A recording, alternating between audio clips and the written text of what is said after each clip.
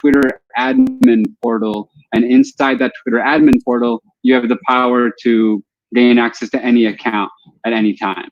And so there's a couple of things there where we have to question what are Twitter's internal policies for writing usernames and passwords inside Slack feeds, to why does this type of a tool exist and who has the power to use this inside Twitter.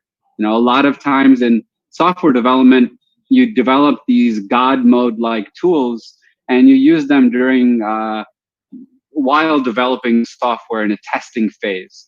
And rarely does this sort of God mode capability actually extend into the production environment. So yeah, there's a bunch of questions at hand that we still don't know. But I think it's important to recognize how powerful social engineering is, because Fortune 100, Fortune 500 companies, the world's largest governments, these are people, these are entities that are spending millions of dollars a year to build a really robust security infrastructure. And it's not like hackers broke into the firewall and broke into the code base of Twitter.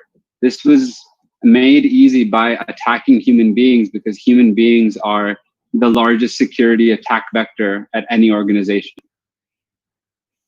And this is something so interesting. You said a phrase there which was godlike. And when we look at these huge social media portals, we look at Facebook, Twitter, YouTube, they do really dominate the space.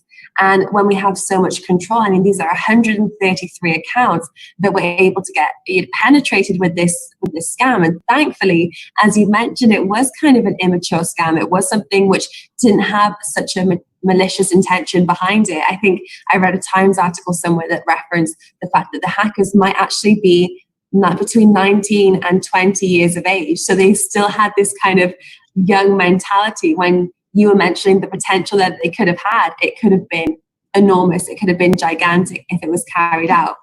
I believe one of the hackers' names is Kirk or something. He came out and said, hey, and you know, supposedly Vice was directly speaking with Kirk to write their article, which they released. So yeah, pretty interesting. Wow. And I think you can ask me a question. And I said, I think his username was like lol or something as well, which made it even more interesting. But does this pose the bigger question, especially because I've interviewed you a few times on cybersecurity, and as soon as this came out, I was like, I have to speak to Hartej and see what's going on. When it comes to Twitter and this blacklist button that people are acknowledging that they have, from your perspective, is this too much of a godlike responsibility that these social media platforms have? Is this something that you see and you're like, this is just a recipe for disaster? I think that the admins at Twitter probably have a really good reason to have this tool, but now they're going to have to set some proper security framework as to when do we use this power, who has power to this, who has the usernames and passwords. I mean, for starters, they no longer will make the mistake, if they're smart, to allow employees to write the usernames and passwords to such important admin tools inside of Slack feeds. So, I mean, that's really how they got caught. It was a Slack feed that was penetrated. Has it given you second thoughts about you having your own Twitter account as well? And from a personal perspective, is it something where you feel safe having some of your personal information on Twitter? Should other people feel safe as well, especially in the crypto sphere where we do have access to, for example, hot wallets, maybe on our phones as well? I think that look, Twitter's a private company. By signing up and using the service and not paying them any money, Twitter has the right to do anything they want. They can delete our tweets. They can do whatever they want. None of us are paying users per se. So it's a free market, and Twitter bears the right to do things like censoring content that they don't deem appropriate, to block people. They can do whatever they want. They do bear that right. We're going to their platform, and if people in the cryptocurrency space want to complain, then we should build a decentralized version of Twitter. And a lot of people have been messaging Jack, because he's such a Bitcoin supporter, to turn Bitcoin to become decentralized. And there's these types of rumors that are out there. Who knows if that'll ever happen? So it also poses that other question then, if we look at these social media platforms, the content that they have, the overruling. There was some news that came out a few weeks ago when it came to some of Donald Trump, the president of the United States, his tweets, and actually Facebook had chose to keep them online and Twitter had chose to remove them. So when it comes to what we see as users, is there now the question that actually information is too censored? It does give people like a clouded perspective of what they see and what they don't see in the space. Yeah, I mean, today there was a video of a female doctor who was expressing how she had personally treated 350 COVID patients and none of them died because of her treatment using, I can't pronounce the name of the medication, maybe you can, a hydroxychloroquine or something. It's a long one with the hydro in the beginning, along with zinc and a bunch of other things. And, you know, I'm by no means a medical professional, and I'm not telling people that this is a solution, a cure to COVID, but this was a video that was released, and even Donald Trump, the president of the United States' son, retweeted this video where it was a very different perspective from a medical professional about COVID, where she was saying you can use the following treatments and nobody's going to die. She was tired of hearing that people are going to die, and this was against, my assumption is that this message that she was saying is against the World Health Organization's policy. And so this was something where throughout my Twitter feed this morning, this video was being spread and it was removed within minutes from everybody's Twitter feed, including Donald Trump's, who I think Donald Trump's son, so Donald Trump Jr.'s son's Twitter account has been temporarily suspended or banned because of that video that I'm talking about. Now, like, but I have to go back to say that Twitter bears the right to remove whatever they want. Am I suspicious as to why they would remove this type of a video? Yes. Like, I don't understand why a medical professional expressing her opinions is controversial when it comes to COVID. We need to be having more open discourse about it. So to me, that's suspicious. But does Twitter bear the right to delete whatever they want? Absolutely. And that just is what it is. Facebook, Twitter, a lot of Silicon Valley big tech companies tend to sway pretty far left. And now their platforms are starting to show it, and they have a political agenda of their own. And they are going to start to show it.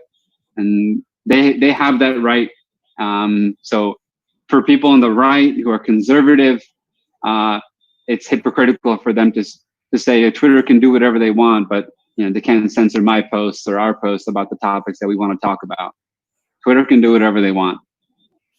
And it's almost too late in the game now. There's such a high demand. These sites are so dominant in the space that even if they are politically positioned in a certain way, it's too far in the game. I want to get a little bit of a context in you, because you've got a fascinating career behind you in the cybersecurity space. Can you give us some of your work profiles until where we are today, just so that we can get a little bit more into the cybersecurity element of really what you do and the blockchain space and how they come together? Yeah, for sure. So my background has been really kind of carving a niche between cybersecurity and the blockchain industry. So once Ethereum came out, people were inventing a lot of tokens and they were writing smart contracts. And we developed an agency where we focus on leveraging white hat hackers to find security vulnerabilities in smart contracts. And now smart contracts are being written on an array of blockchains. And at least at this current moment, a lot of smart contracts are being written for DeFi projects. There's a lot of excitement about decentralized finance. And at the same time, we're also auditing the code for layer 1 and layer 2 blockchain protocols. And in these audits, we're going through the code and we're doing a mix of both manual auditing as well as building our own custom automated tooling to see if we can find any security backdoors and to make sure that this code is doing what its intended purpose is. And then outside of that, we do what's called penetration testing. And we do this of websites, mobile apps, and networks. And it's something that it's pretty standard to do throughout every single vertical in the world. And it's really common, especially in finance and in healthcare, because of regulations like HIPAA compliance and PCI compliance, driving mandatory respect for cybersecurity and to get regular penetration testing. And we brought these types of finance standards of PCI compliance for cybersecurity to the cryptocurrency space, and have been doing this since, say, 2015, where we've been steadily working with companies and saying, hey, you got to go through a cybersecurity shower, you got to get a regular penetration test, got to get your code audited, get your source code audited, do a VAPT test, check for data leaks in your cloud services. So we basically have a team of hackers that have the unique mentality of a QA mindset, a quality assurance mindset, to find vulnerabilities in code, and are well known in the DEF CON and Black Hat community as actual hackers. You know, people on our hacking team, folks like Anand Prakash, one of our lead hackers that we work with. I mean, Anand has earned a bounty from hacking into the likes of Uber, Twitter, recently Uber India, Facebook, Twitter, LinkedIn, almost all of the big name Silicon Valley tech companies. You know, he has earned a bounty by hacking into them and gaining access. And we're trying to bring that level of expertise to the crypto space. And our team is also personally passionate about the digital asset ecosystem. And outside of that, we're also doing blockchain development. Now we have teams in both Kiev, Ukraine, and in Bangalore. So we're actively doing blockchain development. And outside of that, I'm wearing a second hat as a CMBDO of a company called Credo.com, QREDO, where we are solving the problem of securing the movement of digital assets using multi-party computation nodes on a fast finality blockchain. Essentially, we're looking to solve the problem of how do we get institutional capital into the digital asset space. And so I'm wearing two hats in between Zokio.io and Credo.com. It's ZOKIO.io and QREDO.com. When do you sleep? You're such a busy guy by the sounds of it. I am busy, and I have two kids, two sons under the age of 15 months. No rest for the wicked, no rest for the hackers. Yeah, for sure. I mean, I myself am not doing the hacking, to be honest. I'm on the business side. I'm building the businesses. I'm grateful to have a really highly technical team of world-class hackers and engineers. Amazing. So when it comes to, you mentioned some of the white hat hackers that you're involved with, they have even looked at working with kind of like Facebook, Uber, LinkedIn, these huge organizations that hold enormous amounts of data. Are the common security issues that they have across these big social networks, are they similar? What were the findings that you had? Are you Everybody has. All I can say is it's a rare case for us to conduct an audit, a pen test, and any offensive security vulnerability assessment that we've done over the course of the last few years. It's extremely rare for us to conduct an assessment and find absolutely nothing. So wow. all I can say is, whether big or small, everybody needs to respect security. Every time code changes, there's room for a vulnerability. And what's even more important, since we're talking about social engineering, is to think about your in-house security training. And in the cryptocurrency space, because of the industry being rather immature and rather unregulated, you have a large amount of people who have companies that have been well-funded, millions of dollars have been raised, and yet these companies don't have an allocated chief security officer in their company. And they're not engaging with even one third-party security team to do either red teaming or blue teaming. And these are standard processes found in other industries. And we've been doing a lot over the last few years to knock on doors in this space to everybody from exchanges to OTC desks to crypto hedge funds to say, hey, if you cut a check in a cryptocurrency company, you should check their security posture. Do they have a security officer? Do they get regular pen tests? Do they get audits? Are you checking for these things? And sadly, no. Major VCs and major crypto VCs both tend to not have a security checklist when it comes to their investment thesis. In fact, there's very little technical and security diligence when it comes down to handing a check over to a company. It's more about product market fit. Are they generating revenue? Will we likely get an exit? How can we add value?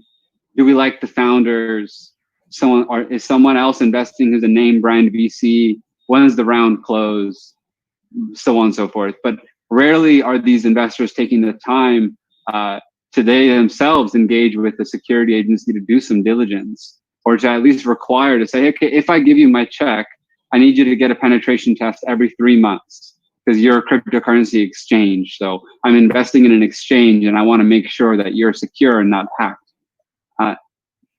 If I was much more actively investing, running my own VC fund, these are the types of things that I would do. And we speak with a lot of VCs about doing this now, and it's not like they're not interested. It just hasn't been a very normal practice. So we're on our way to partnering with a lot of VCs to have this approach, actually. And that's a really interesting point, because even I've spoken with a lot of VCs, and actually on their list of checkpoints that they need to tick off when they're looking for new investment opportunities, security is not on the list, or it's not high up on the list at all. So when it comes to investing in cybersecurity, what are some of the reasons that, first of all, how regularly should companies have these security checks? You said 3 months. Is that enough? If a company is scaling quite large, would it need to be more frequent? Look, I mean, the more security, you can never get enough. It's kind of like taking a shower, unless you're going crazy, but the more clean, the better, right? And when people have active code bases that are changing daily, it's not a crazy idea to get a penetration test quite often. So, I mean, we do have clients with very robust client bases, clients that are publicly traded, who regularly get penetration tests as often as every month. I know companies that get penetration tests every week. But a standard recommendation for something like a web penetration test is quarterly. It's a really great thing to do it every 3 months, and to show your investors, hey, we did our quarterly penetration test. We did a source code audit. We found data leaks in our cloud services. Here's the reports. If I was an investor, I'd feel great that my money is safer. And is it easier at this point for smaller companies or larger companies to be more secure? Because I think what we've looked at with Twitter is they probably have a huge team of employees. They have a very clear model when it comes to onboarding new employees as well. And maybe security isn't something which is thought of enough. Are smaller companies able to be more agile when it comes to protecting themselves from these cybersecurity risks, especially when it comes to internal staff?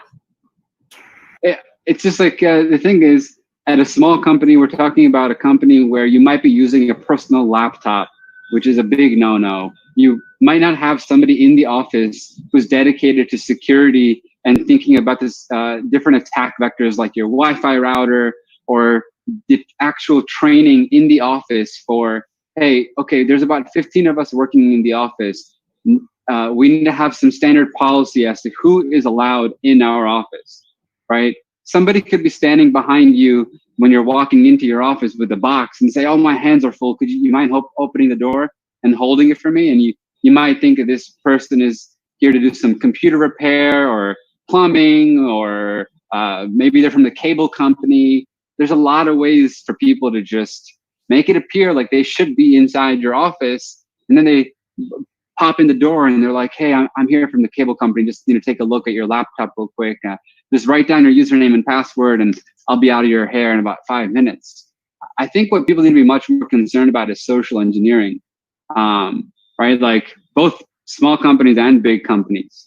At the bigger companies like Twitter, they have a chief security officer. They have security policies. They are definitely not as unsophisticated as some of these smaller pre-seed, seed stage startups that can't afford to fathom hiring a chief security officer, and they feel like we're too small to be attacked. And that's really the case of most companies in crypto. A lot of people think, oh, we're too small to be attacked. Why would someone want to go for me?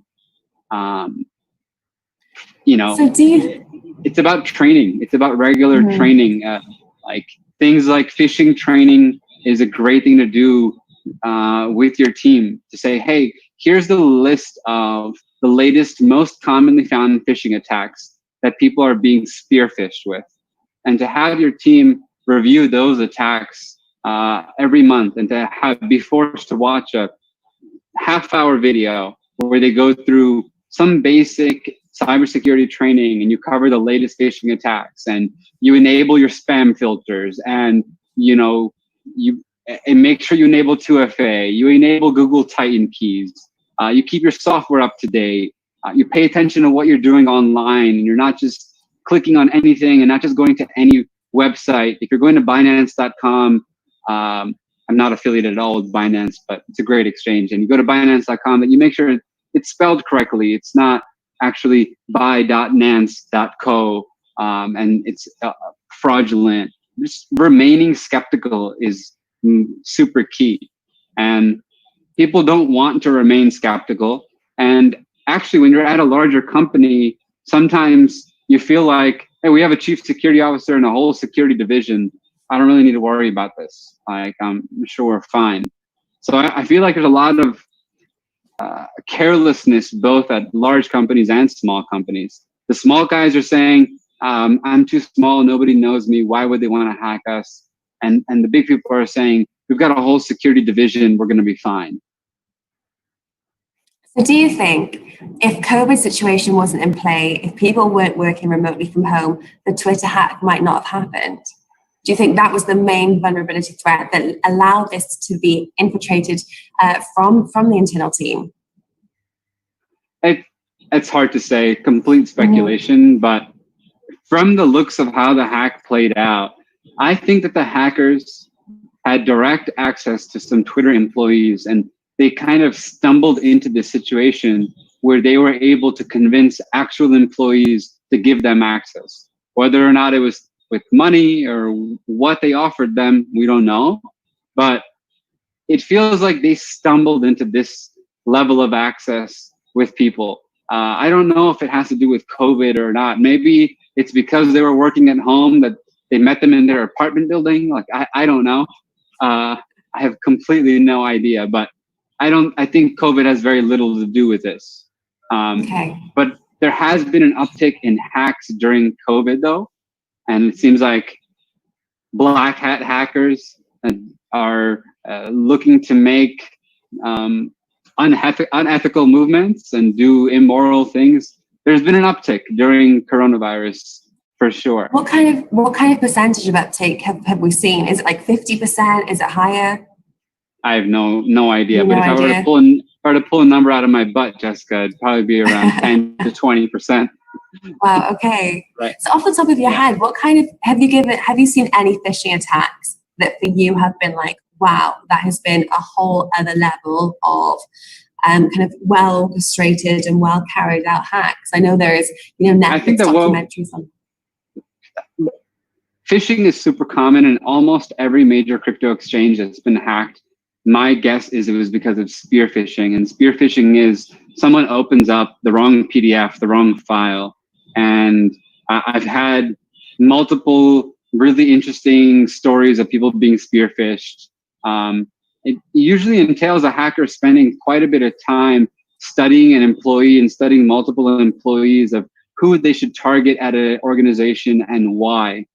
A quick example would be, there was a woman at a company who had an obsession with dog walking, and the hacker targeted her because he knew that she competes with her dog in these competitions. And he was able to phish her by targeting her to sign up for a dog competition by phishing her with a PDF to apply for some competition near her home. But I think what's happening right now that's not being discussed as much in terms of a hack in the crypto industry is almost every crypto video you watch on YouTube right now starts with an advertisement for a 5,000 BTC crypto giveaway. And I haven't seen a lot of coverage about. Have you seen it, by the way? Have you seen this YouTube ad? Yes, and this is really interesting as well, because It's there's everywhere. not just, everywhere. And also what we are seeing is on recommended homepages, if you do watch crypto content, you will see, for example, a video of one of the guys like Steve Wozniak, for example, giving a keynote on stage, and then there'll be the direction for a wallet, and it will say Steve Wozniak is now live, donate to this page. And he will have tens of thousands of people watching. And this crypto purge that we saw last Christmas, where content creators were getting their content pulled down, that was something that was really, really vigilant. YouTube was shit hot with taking stuff down. But these things remain to stay. And I'm not sure how successful they are, but they are doing a good job. Even like Elon Musk as well is one of the guys that I've seen. Yeah, I mean, arguably, I've seen they're everywhere. And arguably, this hack is bigger than the hack that we're discussing, where 100-some K was stolen. I mean, this hack is out there right now. YouTube is doing nothing about it. And the likes of Vitalik, CZ, all of their faces are on it for a 5,000 BTC giveaway. If you're watching this, all of those giveaways are a scam. Do not click or believe any scam that says, give us BTC and we'll give you more back. All of those giveaways on YouTube, literally all of them are spam, and don't click them. Especially if it's coming from someone crypto famous. They're never going to do this. The only person I saw talk about this on YouTube was Charles Hoskinson from Cardano, where he came out and said, hey, there's a bunch of Twitter hacks. People are doing giveaways of crypto in case our accounts get hacked. Just know that we're not doing a giveaway, nor is CZ and nor is Vitalik. And just eliminate it there. Kevin's also joined us, and Kevin spoke about this last week a little bit briefly. So now we're going into a little bit more context. But Hartej, before Kevin kind of comes on and unmutes his mic and stuff, I want to ask, do you think that Twitter handled the situation well? Do you think that they acted quick enough? Because you've said that YouTube hasn't really been moving forward when it comes to putting a stop to these small hacks that will add up to a lot. Twitter owned up to it. They showed transparency as much as they could. And hopefully they address it and they can tell us, hey, whatever happened to this admin tooling, and maybe you can publicly tell us that you've done some things to avoid this ever happening again. And what have you done to avoid future social engineering? But overall, Twitter handled this well, whereas companies like YouTube have yet to tell us why crypto videos tend to disappear, why they have done nothing about a crypto giveaway spam ad that people are complaining about. It is evidently a spam. But all of this bodes well for platforms like library.io. And again, I'm not personally affiliated at all, but it's great to see more and more key opinion leaders in the crypto and digital asset space switch over from YouTube to platforms like LBRY. I completely agree. And Kevin, I'd love to get your point on this, because I feel like YouTube at the moment is being very, very penalizing for crypto content in general, but also risky for new people looking for information. Kevin, have you found this as well? Welcome to the show, by the way. Thanks, Jessica. Hi, Hartej. Nice to meet you. Hey, Kevin. Nice to meet you. So yeah, I've been listening in. Good show so far. Hats off to both of you guys. I think myself and Hartej share a lot of the same opinions, and I think we covered a lot of this. Obviously, we covered the same topic on the last show, but at the same time, I think we kind of hit off on the same points. I guess the one thing I don't agree with Hartej about is that Binance is a good exchange, but we'll leave that for another show. I don't want to throw that in to the mix right now. I'm not sure how I feel about most centralized exchanges actually long term. Okay. That's a better. I like that opinion better. I think on the high level. But in terms of in terms of just, I guess, how Twitter dealt with the situation. I mean, they were forthright. They were forthcoming. They came out real quick with some information, which obviously we usually don't see from these larger companies, talking about places like Google and Facebook, et cetera.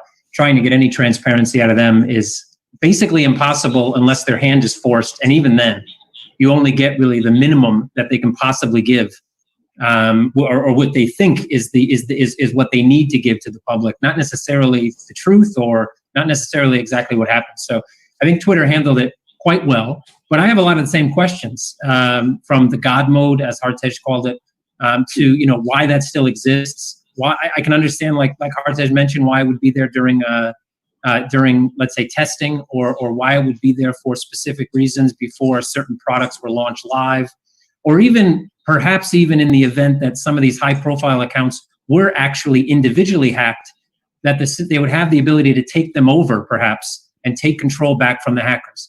All those things make sense on their own level, but having a system that can be socially engineered. I mean, Hartej made a lot of good points about just keeping yourself safe in general, and a lot of good points about companies that don't do pen testing, don't do penetration testing, don't do testing on a regular basis. And both of you made points about the fact that VCs don't really look for this. VCs aren't the smartest investors out there, even though a lot of people think that's the way it is. I've dealt with a lot of angel investors that are way harder to deal with and ask way more tough questions than most VCs. But I cut a smaller check usually. Yeah, that's true. It depends on the angel and how much of an angel they are, I guess, at the end of the day. But that is true. But at the end of the day, it's still mind-boggling to me that there is a focus that even when there's this renewed focus about security, it's not so much about the company has policies; it's that they actually implement them. I mean, putting passwords into Slack, that's pretty stupid. I mean, and the fact that no one in the company would come out and say anything, the chief security officer, even someone, not forget the chief security officer, pretty much anybody in the company would say, hey man, I saw you shared a password on Slack. What are you doing? And the fact that happens and continue that, because obviously I don't think it happened on a Monday and on Tuesday, the system was hacked. Those things were there for months, maybe even more than months, maybe years, that they were using these, let's say, non-secure methods to share very, very vital information and access to those platforms. That's a big question. And there's nothing you can really do in terms of, if you have a better firewall, you're not going to stop people from posting dumb stuff on Slack. So that's really about training. And that comes down to just the whole way that they onboard new employees, the way those employees are communicating with one another. I mean, that's a more systemic issue. And that's very hard to change. That has to happen literally from the top down, and it needs to be. And that I haven't seen from Twitter yet. I haven't seen them come out or Jack come out and really start talking about how those changes are going to be made. But I do think he's done a better job than most CEOs would have done in his position. So yeah, so Slack didn't get hacked. Twitter didn't get hacked. People got hacked.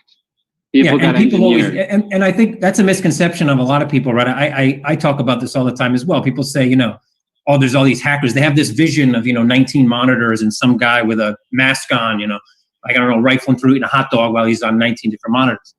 And, no, for the most part, no. It's a nice phone call from somebody who goes, hey, this is Jack from accounting. And you remember you were talking to Samantha the other day about those passwords? Dude, I have to reset your password. You can send me your old one just so I can verify it. And the guy on the other end goes, yeah, Samantha, Jack. Okay, that makes sense. Boom. Here's the password. And no amount of pen testing, no amount of millions and millions spent on infrastructure is going to stop an employee from thinking. We even at my company, which isn't obviously not Twitter, we've had many attempts at emails that came in that said, "Hey man, this is Kevin. Can you please send me the private key to this wallet because we have to move some funds to cold storage?" And we have a simple policy in this company.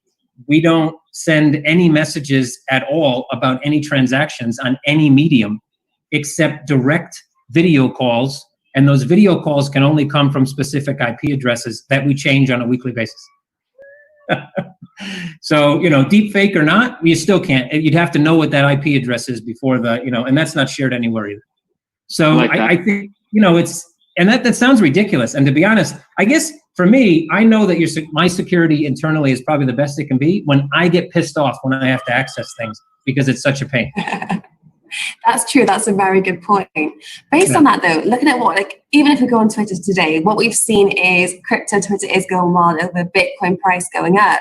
If we look at this blacklist button that Twitter has, could we even argue that the fact that they're letting people have this bullish momentum for a specific coin, making the price slightly increase because it is based on positive sentiment, that is in some way kind of pushing the market in a certain direction? How much of a censorship element comes into play here?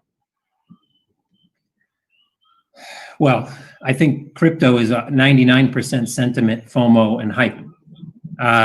Even speculation. Speculation, exactly. Not that, I mean, most markets, any retail-driven market is going to be mostly driven by hype. Even someone who's a chart reader who calls themselves a technician, it's partially based on hype. When someone sees, everybody looks at the same numbers, Fibonacci retracements, all these different things that vast majorities of people use, they end up looking at the same price levels. And when price touches those levels, well, hype. So I don't, actually there's a class action lawsuit right now. I don't know if anybody's read about this one. They're trying to put together a class action lawsuit against Google, Facebook. I don't know if Twitter is included in that, but it very, very well may be. Right now they're putting it together for, I think, 600 million euro. And the class action lawsuit is basically geared towards the fact that those platforms stopped advertisements of crypto ICOs, which caused their prices to either not reach their full potential or crash. And thus the lawsuit is looking for monetary reimbursement to investors in the crypto space that lost money due to the fact that advertisements couldn't take place. Which is, I think, kind of ridiculous. But the what if, if we could have advertised, our token would be worth 100% more than it is now. Yeah, okay. That's good. Do you need me to stay on some more? No. You can hop off now. It was amazing to get your insights. Thank you so much. Thank you so much. I've actually had my next scheduled call, so thank you so much. Very nice to meet you, Hartej. Very nice to meet you guys. Sorry to cut you off. Take care, guys. No, Stay safe. No worries at all. Thank you. Follow me on Twitter, Mr. Hartej. Bye. Follow him on Twitter. Right. Perfect outro.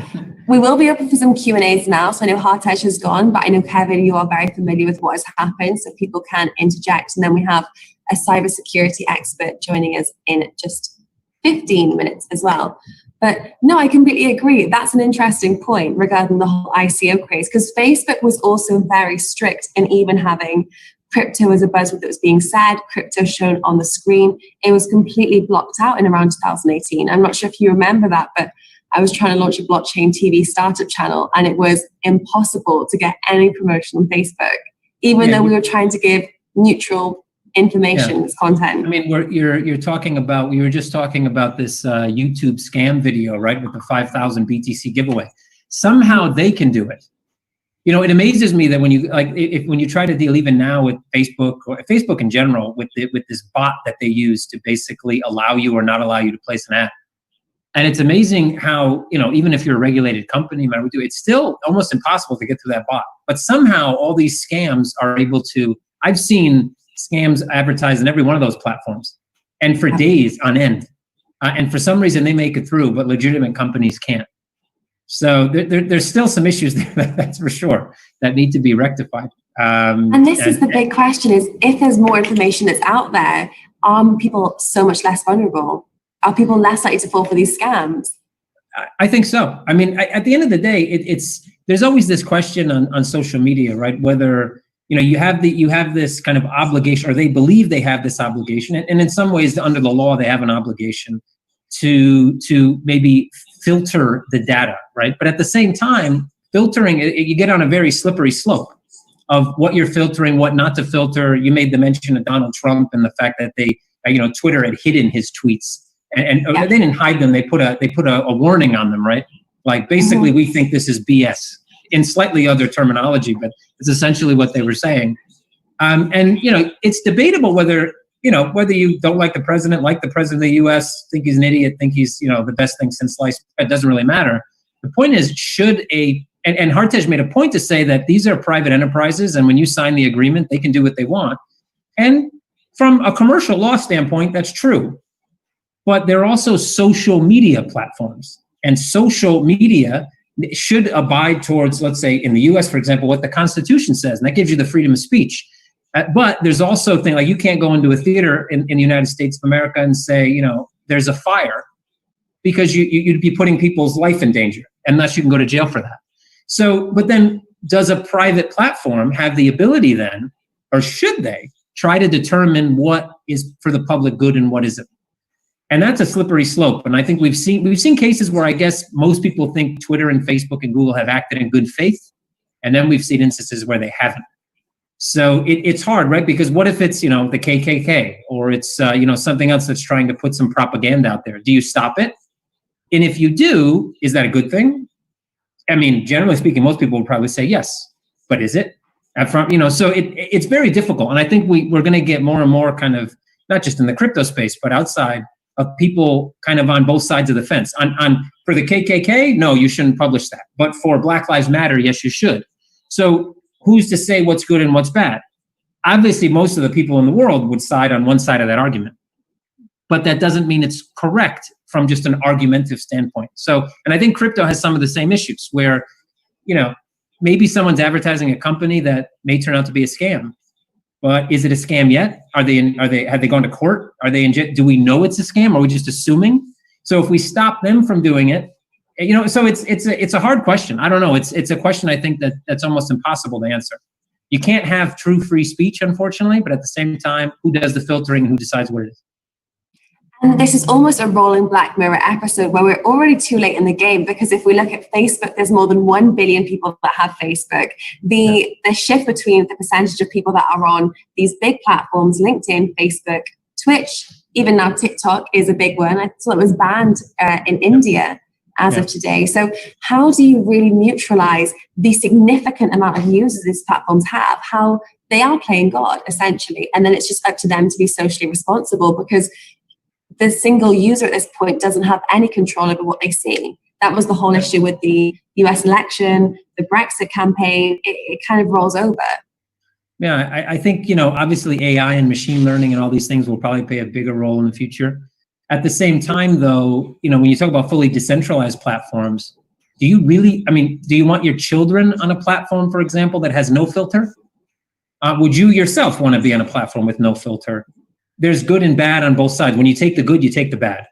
And I think eventually platforms like Twitter, I mean, the fact is, if you put a human in the job, in the run of being God, of actually trying to figure out what's good and bad, you're never going to please everybody, that's for sure. But at the end of the day, you're going to take that person's biases and you're going to implement them on the platform. So instead of being Twitter, it becomes Jack's bias, right? That's what it becomes. Naturally, that's how it flows, right?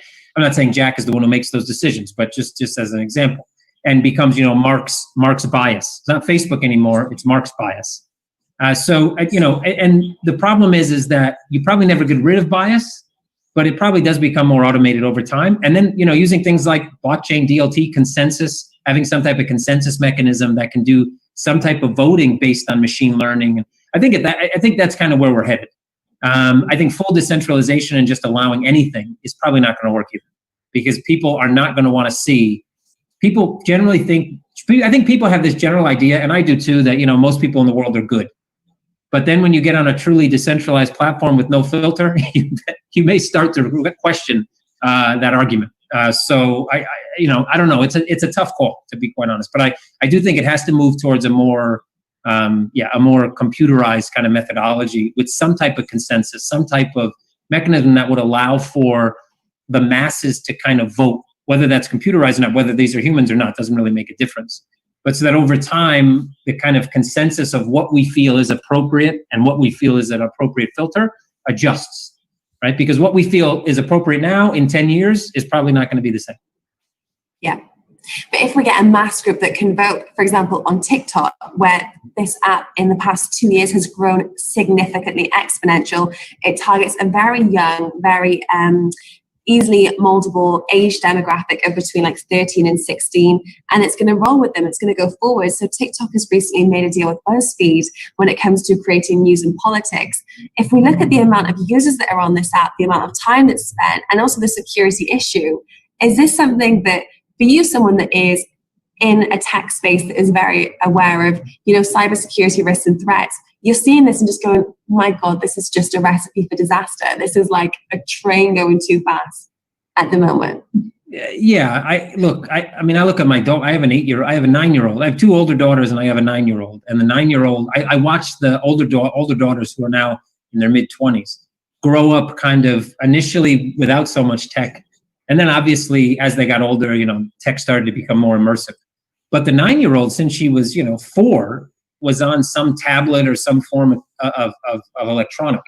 And now her entire social life, her friends, how she communicates, how she interacts with her peers is all electronic. And I as a parent, you try to shield. I mean, me, things like TikTok, and there's just, again, as a parent, I don't want my 9-year-old on a platform that doesn't have a filter. And that's simply because, well, the internet's full of a lot of, weirdos, man. I mean, that's it. And even, and I don't want my 9-year-old around a bunch of weirdos, right? That's kind of, as a parent, that's your only job, literally. Keep your kid away from weirdos. So, because I can't monitor her 24/7, I want to make sure she doesn't have exposure to certain platforms. I'm not saying that, TikTok in general just is a bunch of weirdos. That's not the case. But the fact is that it's social media has become kind of, it's a conduit for anybody and everybody. Yeah. So, when they're that young, it's difficult, right? So I do think that it to some extent, allowing so much access to especially like I said, moldable minds that aren't old enough yet to really make those substantive decisions, to not immediately be able to see right from wrong, bad from good, and allowing them this just access to pretty much anybody at any time is dangerous. At the same time, I don't know what it would do to like just development, right? Because, this is kind of the first generation probably that their entire development cycle, literally from like 2 to 7 years old, they're exposed to technology. And that's the first time that's ever happened, because the last generation, when, 10, 20 years ago, they probably didn't get it until they were in their maybe early teens. They really started to get immersive. This is the kind of the first generation where right away, literally at 2 years old, they probably had some type of tablet that they could watch videos on. You put them in the car and you stick them to the tablet so they're not crying in the car or whatever.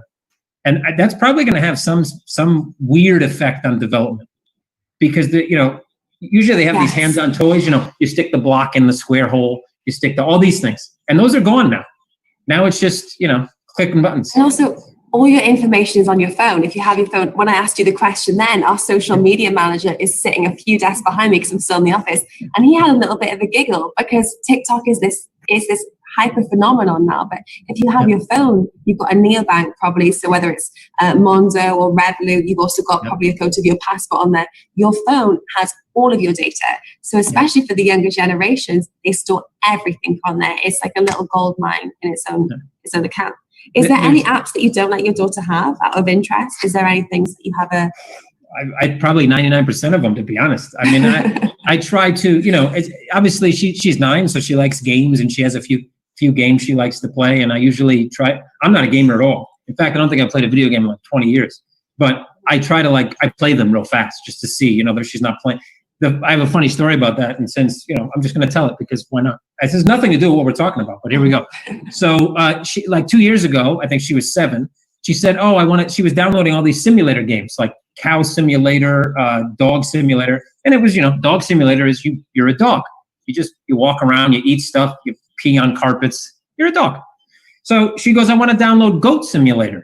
I'm like, goat simulator? What? So I look at the little description, and it says the best goat simulator in 2000, 17, 18, whatever the year was. I'm like, the best? There's more than one of these? There's more than one simulator to be a goat? This is ridiculous. So I said, okay, download it. Then I come back like 2 hours later, and she's playing it, and the goat's stealing cars and like slapping people, and how is this? So it's crazy that I don't know. So those type of I try to check what she's doing. I try to limit her to access for social media. She's not on any social media. I think it's just too young. I mean, it's just like I gave an analogy to my older daughters when they were younger. The first time they had a social media account, at the house, they wouldn't let if they didn't know somebody. Who would go out? Somebody knocks on your door. You look at the peephole, and there's just some random dude. I mean, he could be 10, he could be 50, whatever his name. Random dude. He's holding up a picture in front of the peephole, so you can't see his real face. And then he goes, hey lady, can I see your pictures? And you go, yeah, sure, come on in. You know, like who would do that? But that's what they were doing. You would just let anybody come in and look. So I tend to lock off all social media. I think she has to be an adult before she gets on social media. But she has to understand the implications of you know, just giving away her data. And when it comes to all your data on your phone, there's definitely a big business coming along of insurance that will insure all types of data. Because right now there's really no comprehensive identity insurance that you can tie to your phone. You know, where like your credit card, your passport, all that stuff. That's going to be a big business, I think, in the future. And I feel like everyone should watch the South Park episode from around 4 years ago where they talked about the terms and conditions with Apple. Did you ever see that episode? Yeah, the human centipede. Yeah. People need to watch that because this is becoming more and more realistic and more accurate, which is terrifying. So on a final note, when we look at I want to go back to the Twitter hack just to close it off before we have a little bit of a 2-minute break. When it comes to what you saw and how it was handled, out of interest, you do know a lot of people in the space. You work for an exchange yourself. Did you know of anyone that actually fell victim to the hack? No, obviously I know of them just like everybody else does, but no, I know a few people that indirectly to the hack that also have blue check marks that were unable to access their accounts for some of them I think just got re-access after 10 or 11 days. But that nobody tweeted in their name. I guess they weren't famous enough for the hackers to go ahead and use their names. But as far as somebody that was actually part of that and actually not personally, but I do know a few people personally that couldn't access their accounts because I think what Twitter did was they blocked access to all blue check marks until they could go through and basically verify that the accounts weren't used or tweeted on behalf of the actual owner. And yeah, for some people that took up to 2 weeks. So at least that shows one that probably not the best way to go about it in terms of just locking off some of your more important users. But at the same time, it shows they were thorough to try and make sure that they knew if there was still someone with access to the system. So I guess a pro and a con. But yeah, no one personally that actually got used in the hack. And this whole blue tick debate is really interesting because I did an interview with Fluffy Pony, who's one of the lead developers for Monero, the privacy coin, as this hack happened. And he was saying that he only got verified on Twitter with the blue tick because so many people were impersonating him. But now he's like, look, I've got like 86,000 followers, but no one knows me. I'm not like a famous person. So do they need to reevaluate it every 6 months and see? And how do they work out who gets these hacks? It's just... Yeah. I think generally, I think there's not like a direct formula how they do it. One is definitely if you have enough visibility. I don't know what enough means, right? But if you have enough visibility and there's been people hacking and trying to steal money in your name, that's one, because that helps Twitter protect its own name, saying that they're protecting their end users, right? So that's kind of more for Twitter than it is for that individual. But then there's other people I think that got it simply because, number of followers. There's other people that get it not because of number of followers, but because they're an ambassador, or they're they hold some official title, and they may not have that many followers, but they got it because they're a person that may or may not come under some type of possible hack attempt because of their title or their position. So yeah, I generally think that there should be probably at least that's one thing that they're not too transparent about, because there should be some clear guidelines on how those are actually given out, I think. And that has nothing to do really with the hack, but I think it would make sense to understand a bit more of how those are actually acquired, because and I saw that interview that you did, and as he said in that interview, what he mentioned is that once people assume, because they see the blue check, that whatever that person says is, literally like from the lips of God, it's just, it has to be legitimate. And no, obviously it doesn't have to be legitimate. So there probably should be a bit more transparency about how those are given out, rather than just, that Twitter is saying that this person is legitimate. And that's not what they're saying at all when they give out those check marks. Absolutely. Right, Kevin, thank you so much for joining. As always, it is such a pleasure. It's always great to have you join us. And thanks everyone to watching. We're going to have a little 2-minute break now before Jorge comes back on for the second hour. But for everyone that is watching and is enjoying it so far, be sure to head over to www.DigeconLIVE.com for more content from influencers as well. And also a huge shout out to Safer Crypto for articles on topics of cybersecurity. So Kevin, thank you. And we'll be back in just 2 minutes.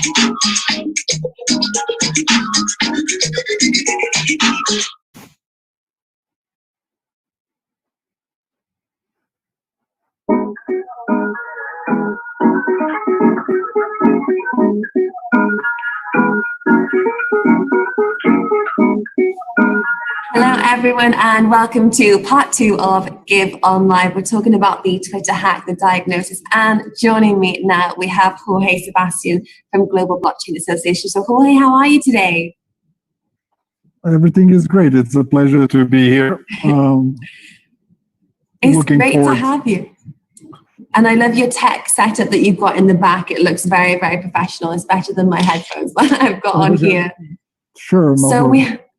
Thank you so much for joining, first of all. So we're going to have a discussion on owning your own data and the importance of it based on what we saw in the last week with the Twitter security issues and the questions that came surrounding that. So for anyone that's watching on Facebook or on Zoom, we will be getting to some questions later on in the show. So feel free to drop those in as we have the discussion and we'll get around to those a little bit later.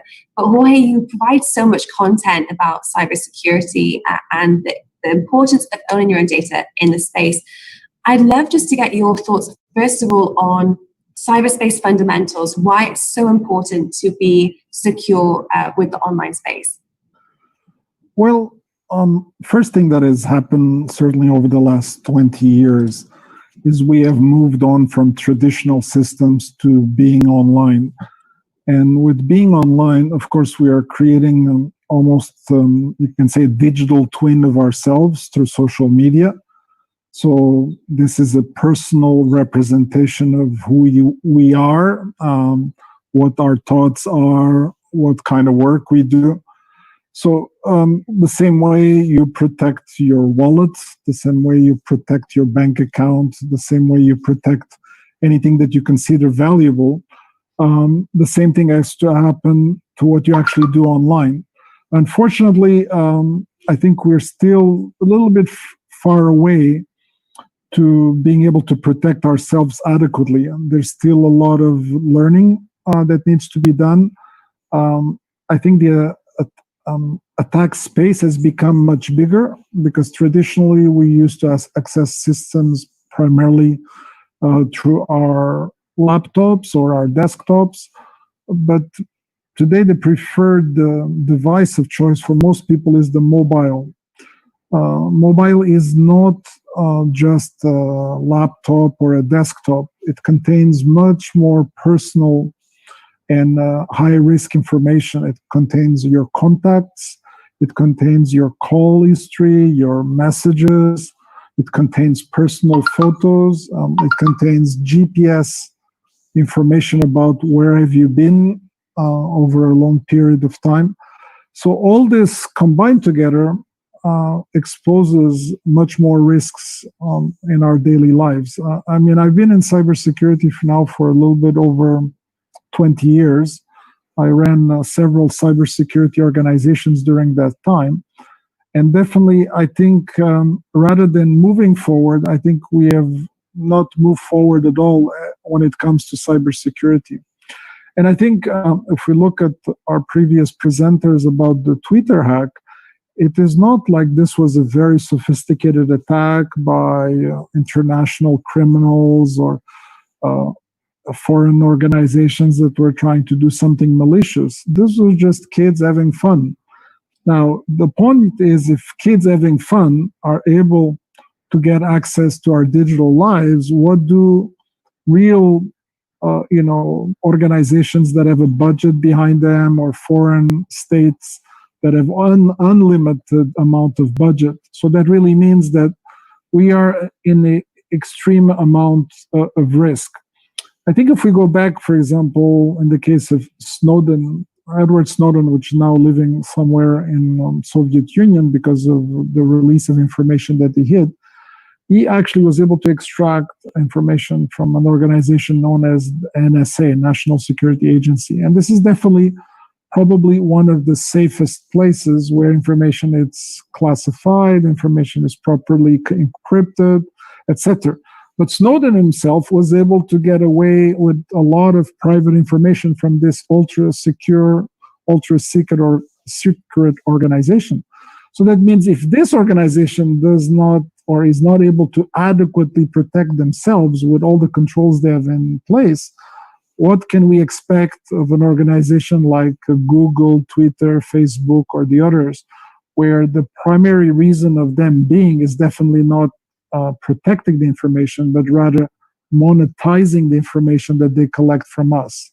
So their primary objective is use the information that we post online to actually monetize it either through ads or through their ecosystem of partners. Now, of course, all these organizations have put in place protection mechanisms that we've become familiar with. We sometimes call this two-factor or multi-factor authentication. So that really means we're not just longer using user IDs or passwords, which have now become antiquated. And once you have somebody's password, because people tend to use the same password in many accounts. So once you get one password in a less protected account, you can take over somebody else's life quite dramatically. Beyond that, even with this multi-factor authentication, where, for example, you get an SMS to protect or add additional protection, even this has been broken. The way this has been broken today is what we sometimes refer to as SIM swap. Now, what does the really SIM swap means? That means the people that want to get a hold of your identity, they know that you're using two-factor authentication. So they need to get a hold of your mobile number and get a hold of your SMS, receive the SMSs that you normally will receive for authentication. So what simply do, they contact the mobile operator. They say, oh, I lost control of my account, which is a bit of social engineering. Can you please reset it for me? So in reality, it's like you lose access to your mobile phone for a short period of time, but that short period of time is enough to reset all your digital identities, meaning your passwords, your access to email, access to social media, and in some cases, even access to your electronic wallets. Many people today use electronic wallets to store either fiat money, like in the case of Revolut, or they use it to store cryptocurrency. So that means maybe you have substantial amounts of money being stored in those wallets. So once you get a hold of this, it's not just social media that you're getting access to. You're really getting access to this individual's wealth. But more specifically in this Twitter hack, it was, I consider it a little bit like a wake-up call, which means that sometimes it takes a little small sparkle. It's sometimes what we call the straw that broke the camel's back. I mean, the straw itself was not very strong or not very big, but it was enough to kind of made us realize that, yes, we have a lot of hard work ahead in terms of protecting ourselves. The interesting aspect is that over the last 10 plus years, this has been highlighted many times. One of the masters of highlighting this is a good colleague of mine as well, known as Kevin Mitnick, which has been also in cybersecurity all of his life. But has also been put in jail for a period of time because of some of the social engineering he has done. He has written a few books, and he has become, one of his latest books was The Heart of Deception. In reality, where most people think the people that are doing the hacks are using very sophisticated tools, no, they're just using a normal telephone. They're using maybe some noises in the background, and using that, they're able to reset your digital identity, like your passwords, etc.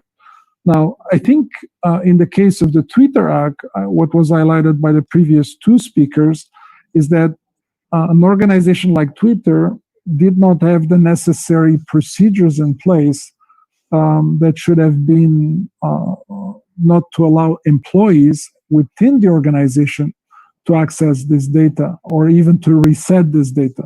I think organizations like Google and others have done a better job, or Amazon, of not allowing the average employee to actually have access to that data. That means even if those employees are administrators, yes, they should be able to allow to do backups, they should allow to reset the servers, but they definitely should not have access to each individual user that is available on the platform. So I think... You know what I would also like to ask you about based on that as well is I think something that was definitely a talking point in the last 4 months is we saw people very concerned about government enforcing COVID tracking data apps, because people then really understood just how much, as you said, people have their phones that they always carry around with them, how their phones can see where they're going and how they've spent their time. What are your thoughts on the tracking apps like this that had so much, if we talk about the end user and how much of their data is available based on their smartphone, what about these kind of apps for owning your own data and that kind of individual security? I think it's a balance between safety and government services to the individuals versus privacy of the data. And I think sometimes we have to balance between both. I think in this case, if you ask my personal opinion, health of everyone supersedes the needs of one single individual.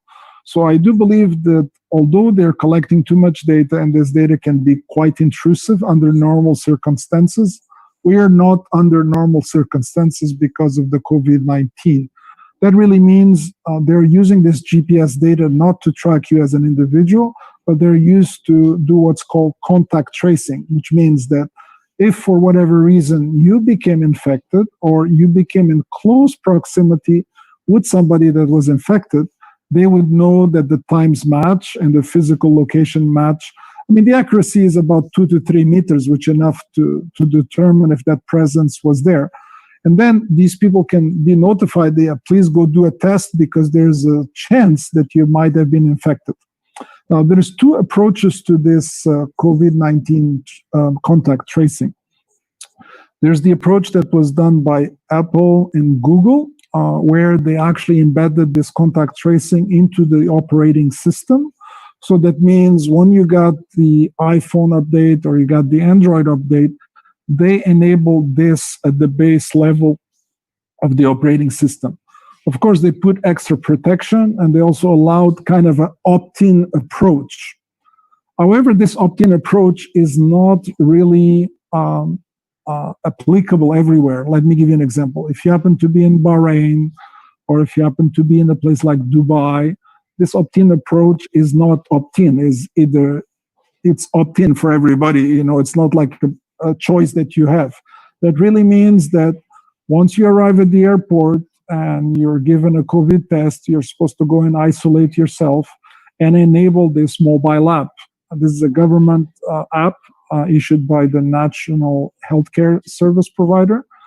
And this app ensures that you respect the rules and the quarantine under which you are set up. That really means until the test results are given to you, you're not allowed to move. That means you're supposed to quarantine at home or in a hotel room, get delivery of food, and this may last anywhere from 24 hours up to 72 hours, which is the duration of the test. And I think one may think that this is quite intrusive, but in the context of the situation that exists today, the welfare of the entire population is more important than the individual privacy of one single user. So I think there's always this balance. Yes, but then there's also the issue of the data in the wrong hands, because the data in the right hands to anyone, it is a fantastic tool and a resource, and it's beneficial to the user and also the person that, or the organization that has ownership of that information. But for example, if we look at the COVID track and trace information, if that was in the wrong hands, what kind of, because I think a lot of people are just very unaware of how much of their information is taken from their smartphone device, for example, and then what can someone do with that? So maybe from your personal experiences working in the cybersecurity space, what kind of things can people do in a negative way with this information? How is it jeopardizing to you as an individual? This kind of information in the wrong hands can really wreck your life, in the sense that they literally know your whereabouts and your movements 24/7. Literally, that's one thing. The second thing, they automatically, by the availability of this data, they also know who is in your proximity. So who did you come in contact with? So they know who is your closest circles. So that means people then understand your relationships, whether you want them to be visible or not visible. They're definitely visible to those individuals. And I think there is many other things that people are also not aware, but the mobile devices that we have today, if you notice, you cannot remove the battery. So that is a good point and bad point. The bad point is that these mobile devices, because you cannot remove the battery, they are kind of on 24/7. Most people think that, for example, because you turn off your mobile device, that the device is really off.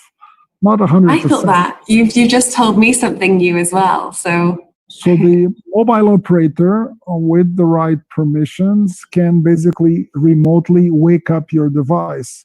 So you can quickly imagine the implications of that. That really means that this device can turn on.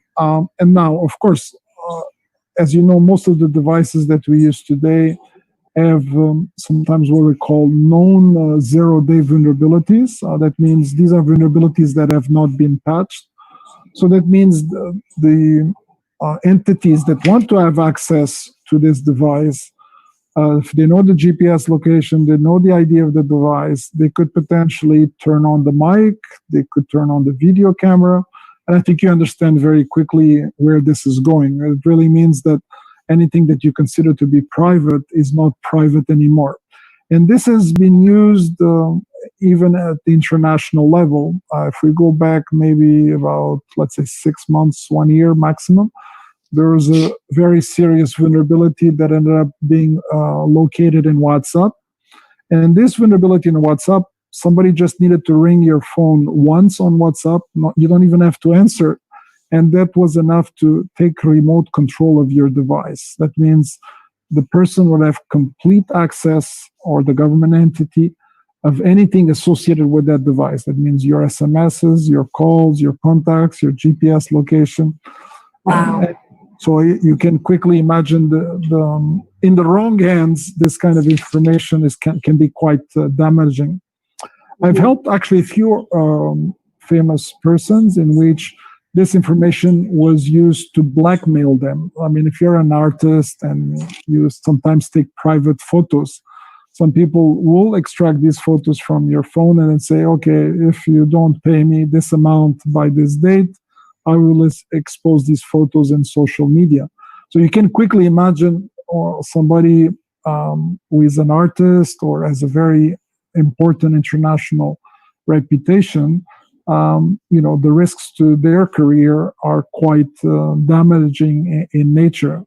And this has happened to not just one, but quite a few famous artists over the last 2 or 3 years, where the photos that were supposed to have been private and not accessible to anybody ended up finding themselves in public media for whatever reasons. So really, it really also means that today we have the capability to protect this information. Today we have distributed technology based on encryption like blockchain that can give users control over their data. That really means when you share data on social media or other platforms, you could have the keys that enable that even if somebody was to get into your phone, because the data would have been encrypted, they would not have access or have any valuable usage of this data. Only if they had access to the private key, then would they be able to decrypt this data. But we're still in the early days of the rollout of these kind of distributed protection capabilities. But I see a very big increase and demand for this. So that really means the kind of social media that we see today is going to go massive transformation over the next few years. What that really means, that means the individuals will have the capability of choose what information is published about them, where, and how. Because today, the information that we're sharing on social media puts us at an extreme amount of risk. Let me give you an example. This is actually quite important from the perspective that today, Facebook has got so much data on you in terms of photos and videos. They can identify you not even by your face, even from the back.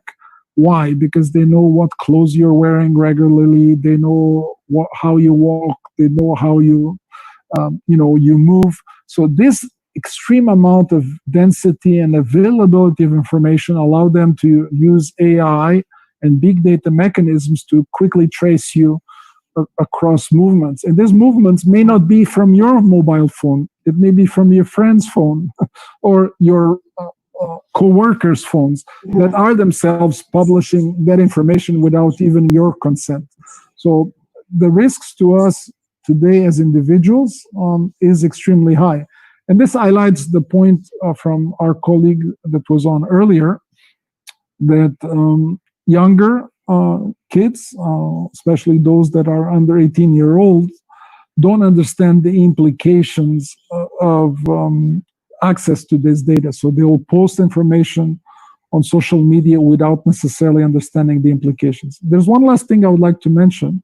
The internet never forgets. So people expect that today things you post, next day it's be gone, like Snapchat, or it will disappear. No data disappears on the internet. Data is there forever. That really means that if today you're posting something that is not of a good nature, it may affect, for example, the capability of having a job later on, because HR managers will go through social media looking, is this a reliable person? Has this person posted something on social media that is going to put our organization at risk? So people today, when they do these social media posts, they don't understand the long-term implication of these posts or the availability of this data to the entire community. Now, we're talking about HR managers. What about, for example, foreign governments that might want to use this information to blackmail you under some considerations? So the risks to today's individuals have increased substantially because of this data being published online.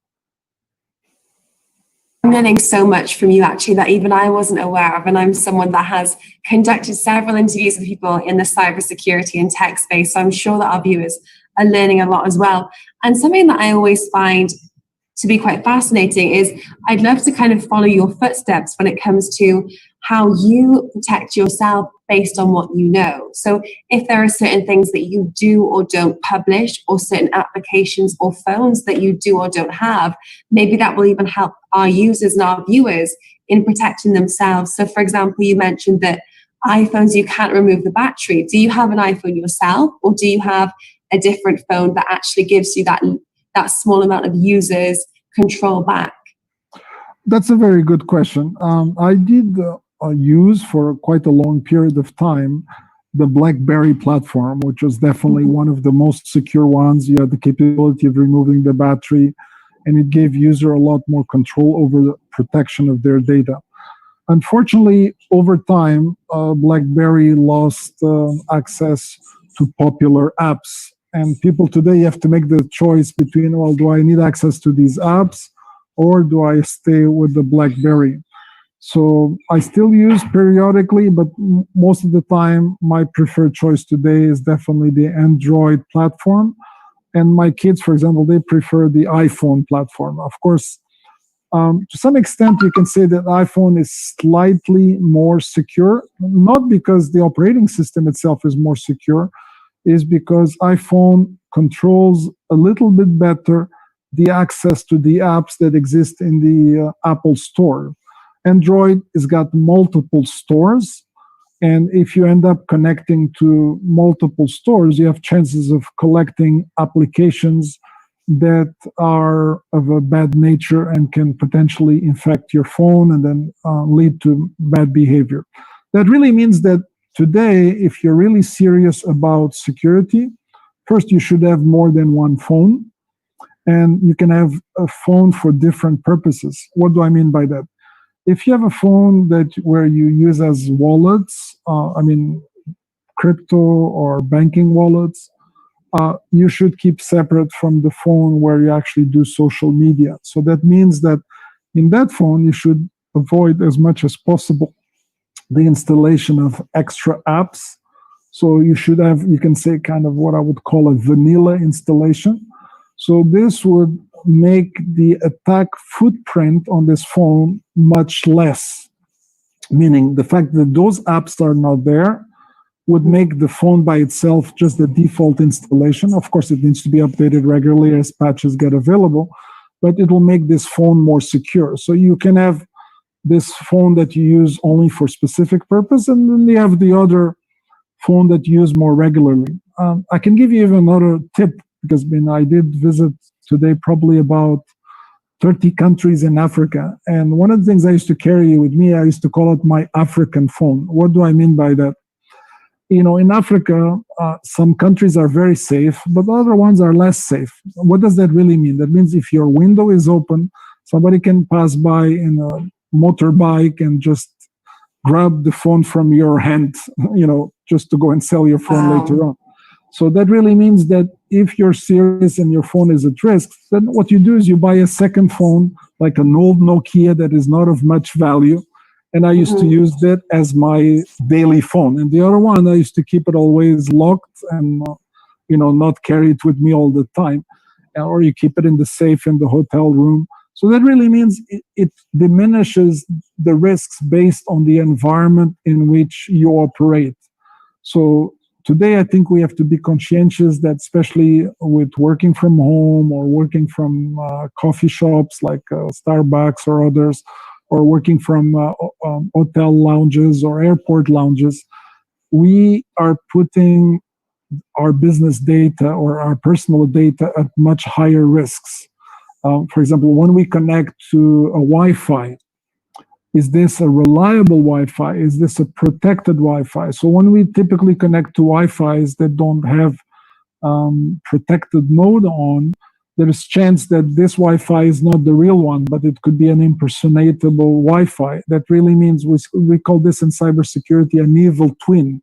So that means the persons that have created this Wi-Fi have the capability to intercept 100% of the communications that you're doing via that network.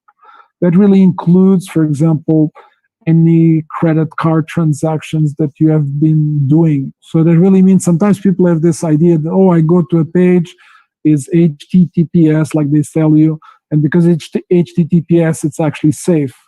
Not 100% true, because we have something in the industry we call a man-in-the-middle attack, which means somebody intersects yourself between you and the provider of this data, and then they can intercept that data before it reaches the ultimate person that is intended, like the bank or the e-commerce provider.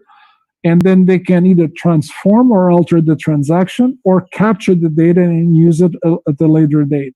That's why, for example, sometimes when you do these online transactions, then you check your credit card bill and all of a sudden you start getting new transactions that you did not expect. And this happens to everybody, including myself. I just had to stop one of my cards about 2 days ago. Somebody was having a good time, and they were very smart. It was Talabat. Talabat is when you order food online, but they were ordering very small amounts, just a few dollars. So most people would probably not pay attention to those small amounts, but over a long period of time, obviously this it would add up. It will add up and empty your wallets if you want. So you need to have the capability to also check regularly through the SMSs that you receive or alerts to see, okay, is all the data that I have in a safe way? And by enabling these alerts, only if you check them, because not everybody checks them regularly, then you have the capability of putting yourself at less risk. Now, one thing I like to always highlight to everybody today, there's no such thing as 100% security. Even a cybersecurity expert gets hacked. Everybody gets hacked. I think what's important to know is, when did you get hacked? Number one, you found about it, and what steps you do to recover from this hack. So everybody should have the capability of understanding how do you go about recovering your data, resetting your passwords, and recovering your digital life before the hack actually took place. And, you should have the proper backups, sometimes in a different location or a different device, so that you protect yourself. I'll give you an example. One of the type of hacks that is popular today is something known as ransomware. Now, what is ransomware? Where somebody attacks your phone or your laptop, it encrypts the data and says, you want your data back? Please send us some cryptocurrency, Bitcoin, Monero, or other. That means that if you had a backup of this data, you just have to restore. Maybe you lose a few hours of your data, which may not be so critical. If, however, you do not have a backup, then you have no choice but to pay this ransom. And paying this ransom does not necessarily lead to you recovering your data. Now, this has happened not just to individuals, this has happened to hospitals, this has happened to cities, like big cities, that had to pay this ransom, which sometimes can be in the tens or hundreds of thousands of dollars, to simply get their data back. So, and a simple backup of this data would have been enough to simply, recover or protect them from this situation. Mm-hmm. And what about applications as well? Because you've spoken about devices and you've said some of the devices that you view as potentially safer than others. When it comes to applications, are there some applications that, I know TikTok got a lot of scrutiny when it first came about because people were referencing data ownership from China, the Chinese manufacturers of the app. Are there any apps that you view as a red flag, for example? I think what I would say is today, most of the social media apps that exist, they behave much badly than they should. What do I mean by that? Yes, the users have the capability to configure those apps to share less data.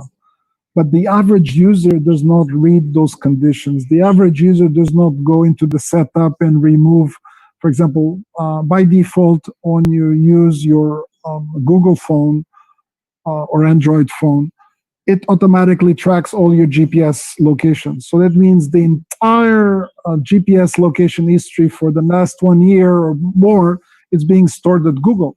However, Google gives you the option to turn it on or off.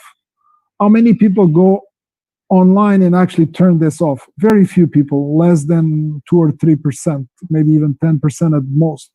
So the social media and the proper platforms give you the capability to get control over that data, but the average users don't actually take the step to take control over this data. That's number one. I think the second thing is that, like in the case of TikTok, it was not just the fact that TikTok could have risks because of the location where the data may be. TikTok itself was behaving badly. What do I mean by behaving badly? TikTok was actually checking the contents of the clipboard. That means normally the clipboard is the tool that you use when you cut and paste from one location to another. That means you have one app, maybe you have a phone number, maybe you have a password. You do cut and then you do, or copy and then you do paste. Apps should not have access to other apps cut and paste. So TikTok was, scraping this data and using it for its own benefit. So this is what I call bad behavior. And they got slapped a little bit for that. But see, one of the things that happens is once you lose credibility, it's very difficult to get it back. So in the case of TikTok, they ended up being banned along with 50 other applications in India. So the India government, and India is a big country in terms of population. We're talking about 1+ billion people. So once you're given that market is removed, and TikTok did invest a lot in capturing a good growth of that marketplace. So that means they were denied the capability of monetizing this data once and for all.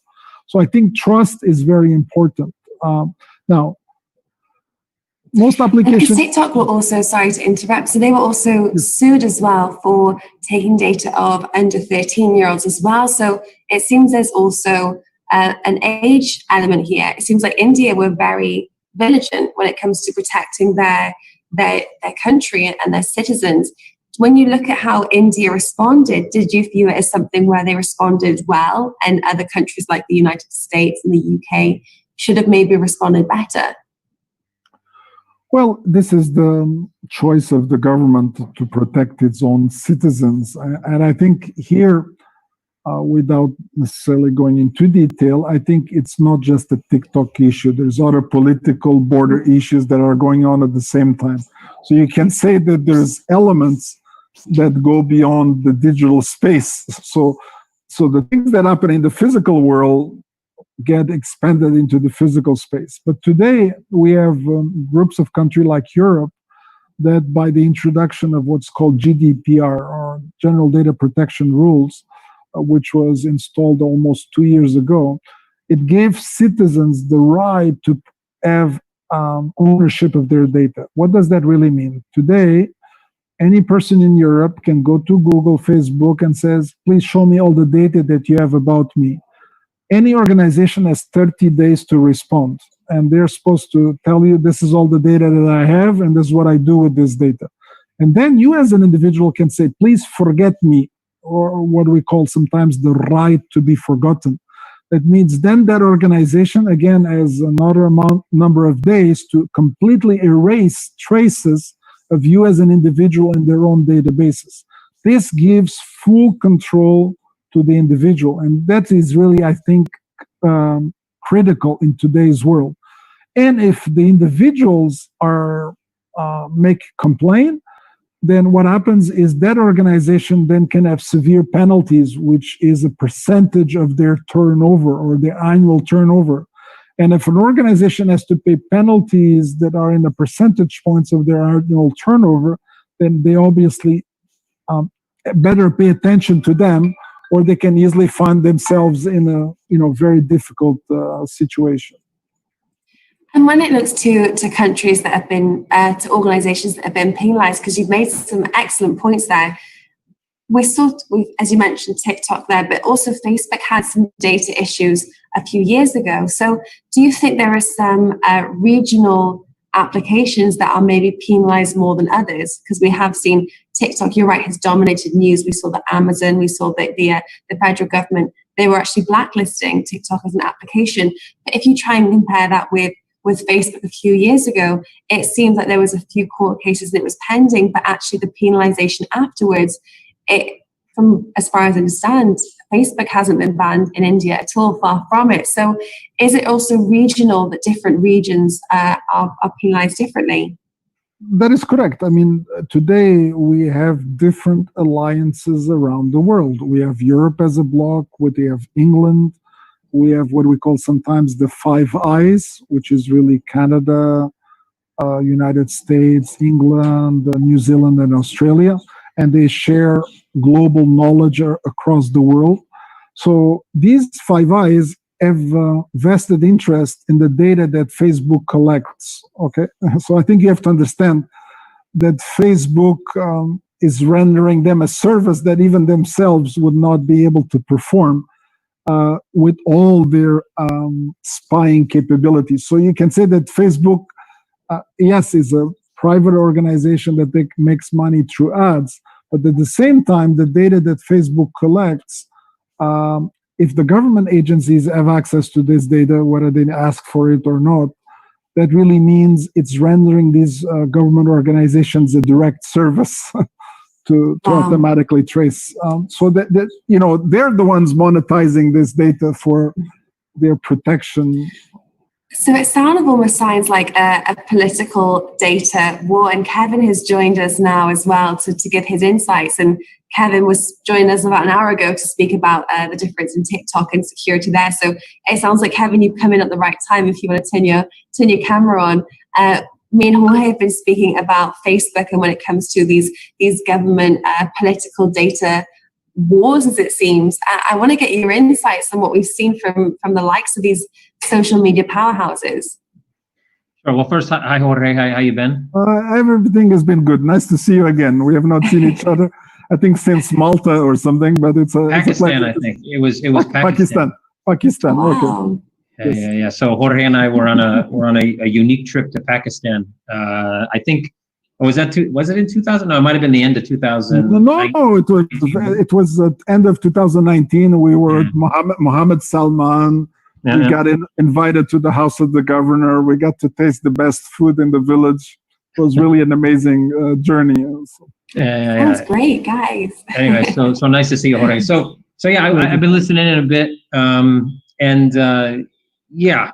look, we talked about this, even, I think Jessica and I, we were talking about, obviously not about so much, let's say, the political side, but to the same extent, we were talking about something very similar, which is just kind of this dilemma that exists with social media and the amount of data and what data should be filtered, what data shouldn't be filtered, should they be filtering at all? And then on the other side of that, and especially on the political side, especially when you talk about certain countries, and Jorge just mentioned, the fact that Facebook has so much data on so many people that it even has more data in many instances than the actual government has, and that data is valuable to the government. So then you have another. It's kind of it's now you're playing kind of 4-dimensional chess when you talk about the amount of data that exists, how the data is kind of picked up, how the data is used, the transparency, so that we the users know how that data or don't know how that data is used. I think from a Western world perspective, this is all odd for us.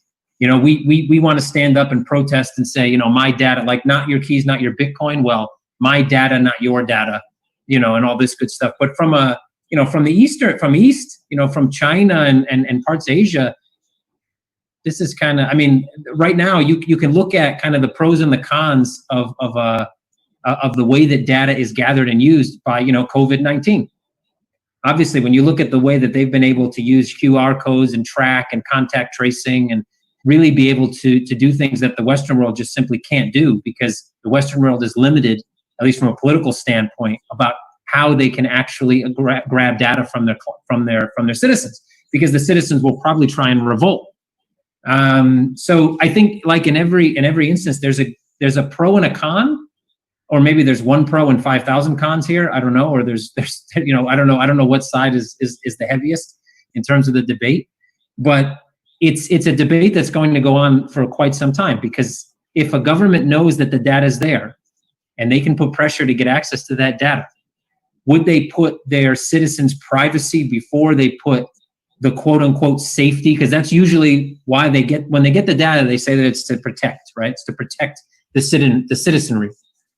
So would they just step back and say, no, you know what, this is wrong. The data should be held by each individual? Probably not. I think most governments in the world would rather have the data than not have it. The question is, how do they use it? And I think one of the important questions as well is that the governments themselves don't always have the capability to protect this data as well. So, when they get hacked, that means the risks to the citizens then multiply even more. But yes, I do agree in the case of not just China, but in the case of Singapore, Hong Kong, and most of these Asian countries, including Japan and Korea, South Korea, they were able to protect their citizens much better because of the access they had to this data. So in the case of the COVID-19, I think the benefit to the citizens was much better. Now, in other contexts, maybe the risks are not acceptable to the West, but definitely in Asian culture, this is seen as, okay, they're doing the right thing for everyone, or the common good of everyone. It's also, I guess, Western world. I mean, they have, it's kind of like Western world problems. I think at the end of, I mean, even if something kind of helps the Western world, us in the Western world generally have the time and the, I guess, the luxury of having the time to sit and think about how this might affect us. Right. So it kind of comes in some parts of the world, it's just simply easier for the government to go about its business because they don't have this luxury. The vast majority of the populace don't have the luxury to sit around on their couches while they're watching TV and eating popcorn to think about how their data may, how the access to their data may affect them. And so, yeah, I don't know. I do think that this is going to be, the fact that social media is now so prevalent in our lives, the fact that our data is so wide open, the fact that we openly give our data to pretty much, you know, I don't know how many different companies and governments, and it's one thing that, you know, it's kind of like everything else. You should protect yourself.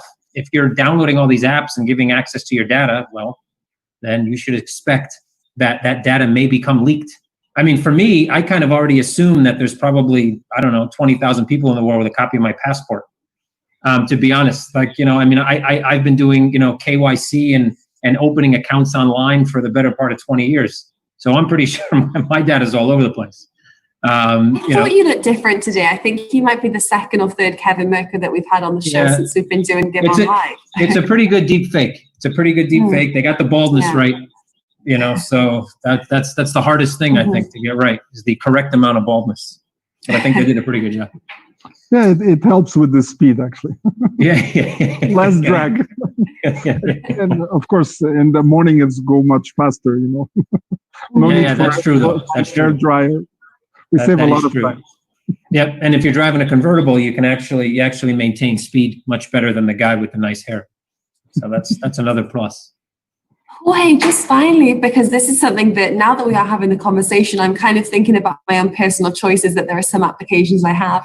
For example, I draw the line at having an Amazon Echo in the house, because for me, that is just way too much of an invasion of my own kind of privacy. What are your thoughts on these kind of home applications that are, as you mentioned, always in, always there, and how to get secure from that point of view? Well, I believe that things like Amazon Echo, there is some benefits like turning on, off your light, maybe order the news in the morning, turn on the coffee machine. But the risks to you are much higher than that, because these devices are always listening, whether you want them to listen or not. Do you really want them to listen? The second point that I think is important, although these organizations mention that these devices are driven by AI, what they forget to tell you as individuals is that the AI sometimes is not very good. So they need human people to verify that the AI is doing the correct job. So guess what? The recordings of these devices actually get subcontracted to somebody else to validate the results of the AI. So that really means that everything that happens in your living room, maybe your bedroom, is being listened by some poor guy somewhere else to say, oh, did the AI give the right response in this context? Do you want really that to happen? Probably not. Yeah, I would. I guess it all comes back to the safety of the data and who has access to the data. So I think the fact that, you know, this kind of mass collection of data, it's not new, but relatively speaking, in the terms of let's say tech in general, it is relatively new. So that over time, you would have to imagine that the safety, the focus on safety, the focus on kind of pulling the human element out of the analyzing this type of data has to happen for these types of technologies to grow and for more people to use them. So yeah, I don't have an Amazon Echo. I have to admit though, I bought one when it first came out, just because it was, you know, it's a gadget. I had to give it a shot. And after saying, you know, Alexa, about 455 times, and it just didn't work, I just gave up. And then I think I turned it on maybe once more a few years later after a few updates. But yeah, I think there's still very, you know, the technology has a lot of possibilities. And I think it's going to become more and more prevalent in our lives. I think, you know, a lot of people, if you're a security expert like Jorge, you obviously have a different pattern on how you think about these things. A new device comes out, it's not just, oh, I want to get this new device because I heard now with my eyeballs I can open it. Or is it just some, you know, some little feature that makes people want to go and buy the newest of the coolest devices? But I think most people, you know, at some point, you know, being able to, I don't know, say to your refrigerator, like your refrigerator tells you, I don't know, you need more milk. And then you're like, hey, Amazon, I need more milk. And then somebody goes, you know, milk's been ordered. It's probably, most people would fall into that trap pretty easily. And eventually we're probably going to be surrounded by gizmos and gadgets that no longer even have any type of, you know, type input or any type of other input other than just voice. And then probably from there, we're going to go to just, you know, almost like telepathy. Like you'll literally just have your little computer and you'll be thinking what you need. And they've already started, you know, there's already actually applications that use some form of, let's say, I wouldn't call it telepathy, but that, you know, brainwaves, like bone mics and things like that. So I just, you know, I think it's going to happen.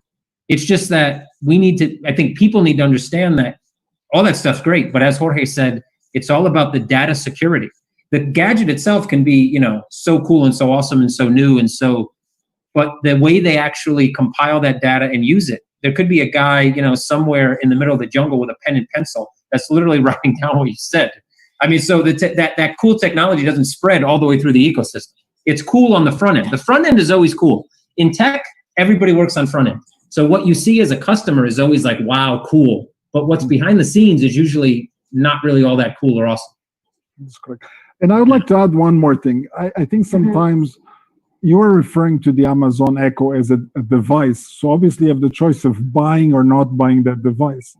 But what if I tell you the equivalent functionality of the Amazon Echo is built into your Android phone or into your iPhone? What we call a Google Assistant is nothing more than Amazon Echo. And it's built right into your Android phone, is built right into your iPhone. When you give commands to your iPhone or you give commands to your Android phone, it is an Amazon Echo. And it's built right into the basic operating system.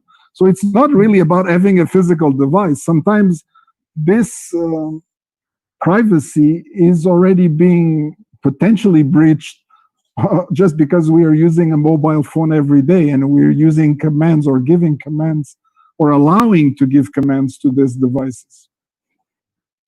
Very true. So I think just to summarize that, because you guys have given some great points, and Jorge, I've actually learned a lot from you. I'm not sure if it makes me feel reassured or even more terrified about how much my phone picks up. Just one piece of advice from like a safety perspective from both of you when it comes to security for people that mostly watch this live stream that are in the emerging tech space, that do have a lot of their information and even some of their assets that hold monetary value on their phones or computers. Just one piece of advice from both of you. Maybe Kevin, we can start with you and then head over to Jorge. Sure, and I think I heard Jorge mention this even at the top of the interview, and that's simply that you should, anything that you believe holds value, and when we talk about value, we don't just mean monetary value. There's a lot of different, you know, terms that can equate to some form of value. If you're going to, you know, you should think about one where you store those things.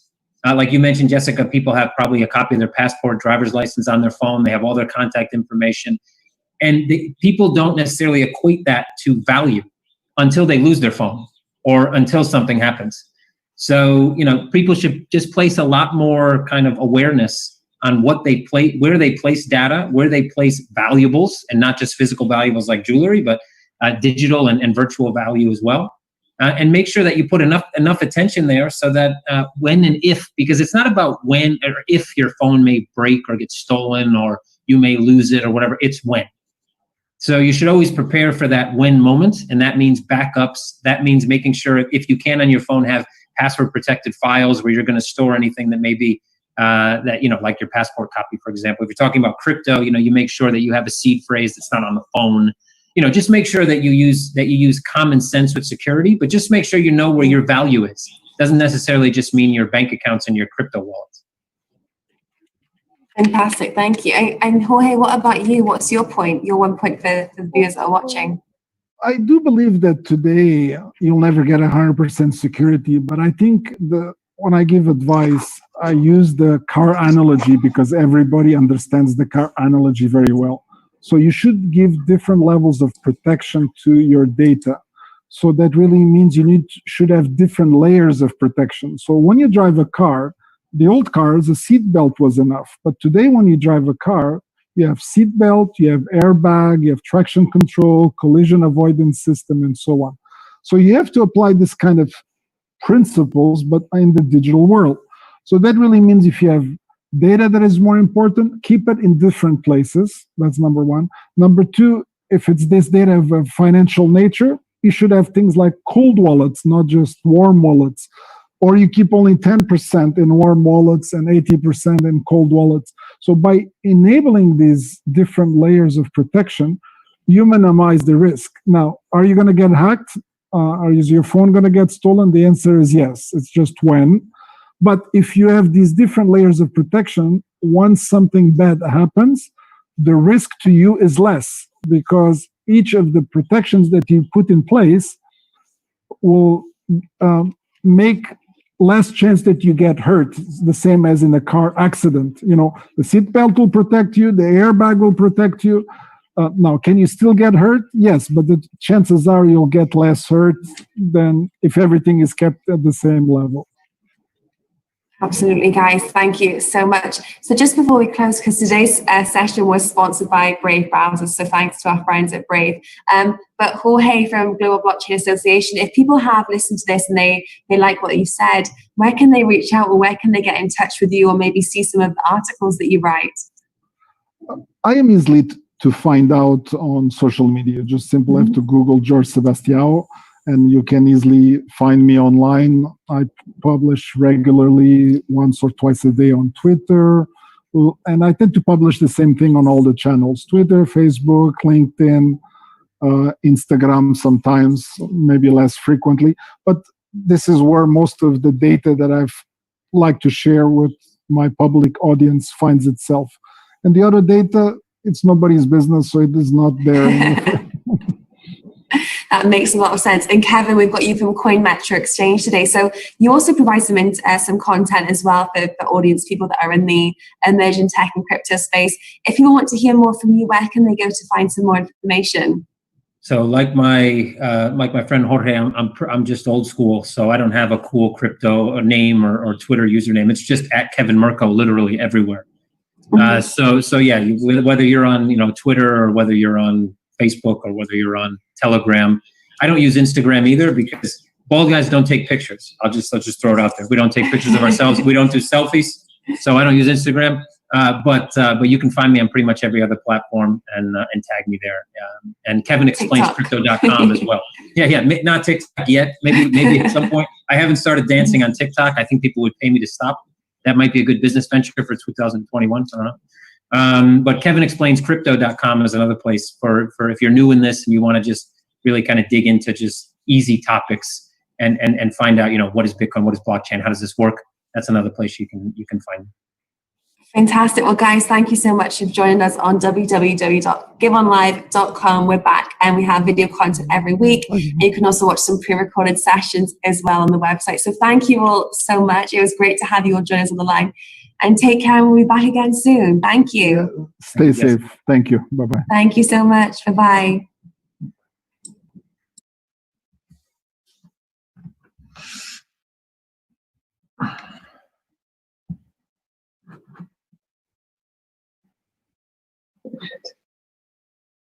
Hold on. Kevin? Yep. Hold on a second. I'm just putting music on. I'm going to verify that we are no longer live. Okay.